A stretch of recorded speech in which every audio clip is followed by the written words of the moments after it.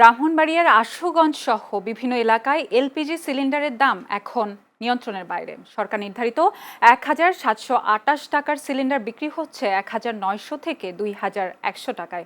মাত্র ১০ দিনের ব্যবধানে প্রায় ৫০০ টাকা পর্যন্ত দাম বেড়ে যাওয়ায় চরম ভোগান্তিতে পড়েছেন সাধারণ মানুষ। দোকানদারদের অভিযোগ, ডিস্ট্রিবিউটররা তাদের কাছে বেশি দামে গ্যাস সরবরাহ করছেন, এতে বাধ্য হয়েই তারা বেশি দামে বিক্রি করছেন। অন্যদিকে ডিস্ট্রিবিউটরদের দাবি, আন্তর্জাতিক বাজারের অজুহাতে কোম্পানিগুলো বেশি দামে গ্যাস সরবরাহ করছে, ফলে নির্ধারিত দামে বিক্রি করা সম্ভব হচ্ছে না। দ্রুত কার্যকর ব্যবস্থা না নিলে ভোক্তা ও ব্যবসায়ী উভয়ের ভোগান্তি আরও বাড়বে বলে আশঙ্কা করা হচ্ছে।